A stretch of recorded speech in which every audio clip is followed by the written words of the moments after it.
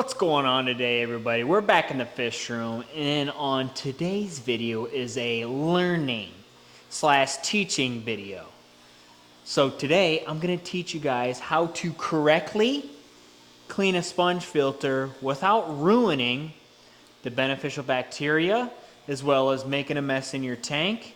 You want your tank to be spotless afterwards is kind of the whole point of cleaning your filter. So let's get right into it. As most of you might know, but goldfish are extremely messy. They're very good looking, but they are extremely messy. So you need to change their filters pretty consistently. Now the best way to clean the filters,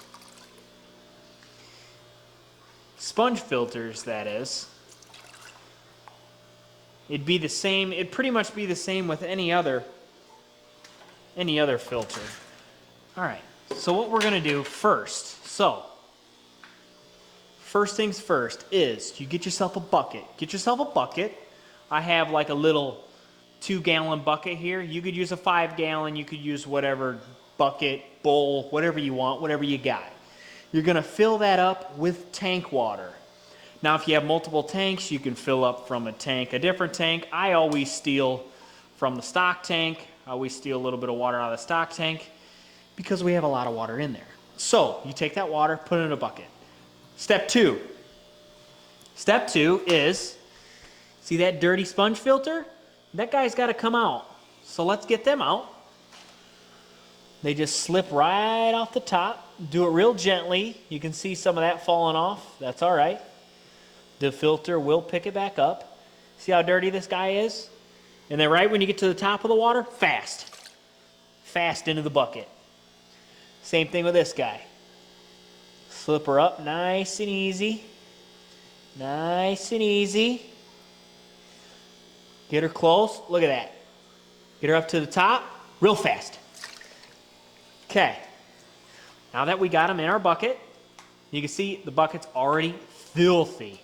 So what you're going to do is you're going to grab your sponge and you're just going to squeeze. You're just going to squeeze. You're just going to squeeze. And you can actually feel when your sponge filter starts to get clean, because when you let go, the sponge will spring back a lot faster when it's actually clean. If it's not clean, it'll stay stiff and won't suck up water as quickly. So I'll continue to squeeze these guys until we have clean filters.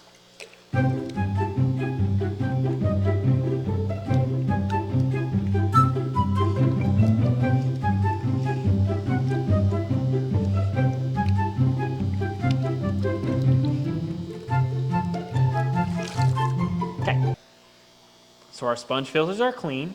Just squeezed them out, squeeze all the water out.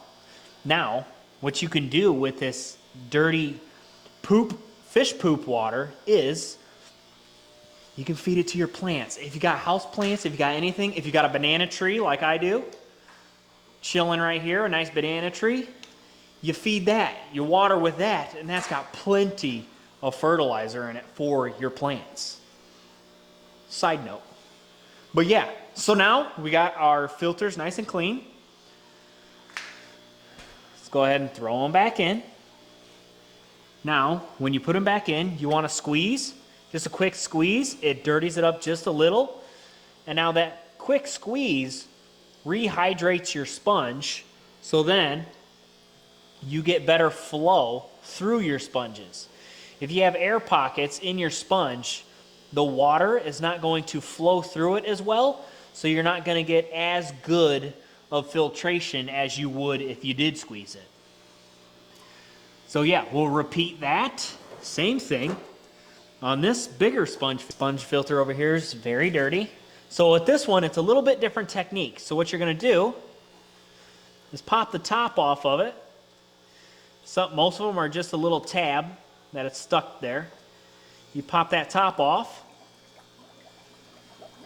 Oh. Mine's just going to pop away from that. You're gonna remove the whole filter very slowly. You can see how dirty these goldfish are.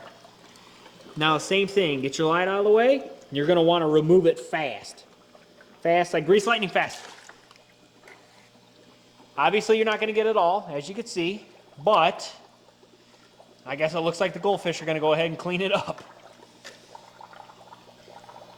But yeah, all that mulm and fish poop, fish waste, is gonna end up back in this sponge. But we're removing majority of the fish poop. But you can see all that mulm at the bottom.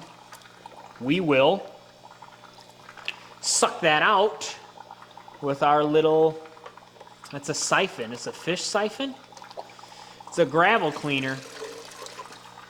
It's a gravel cleaner, but we're not gonna clean the gravel. We're just gonna suck up the poop. So that's clean. We're gonna go get our siphoning. And I have this real small one. This real small one. I gotta get rid of this noise. This is bothering me. So annoying. We're gonna take our little siphon here. Same guy. It's got the little ball on the end of it. Just take it here and start the siphon in the same bucket we've been using. We're just gonna leave it right on the top of the surface of the substrate. And it'll suck up all that poop that the filter couldn't quite pick up because it was full.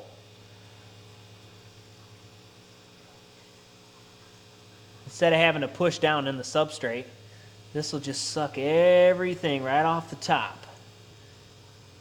Nice and easy. Nothing difficult about that at all. You get most of it. And then sometimes this gets clogged with poop. Just fine, you'll just restart. Okay.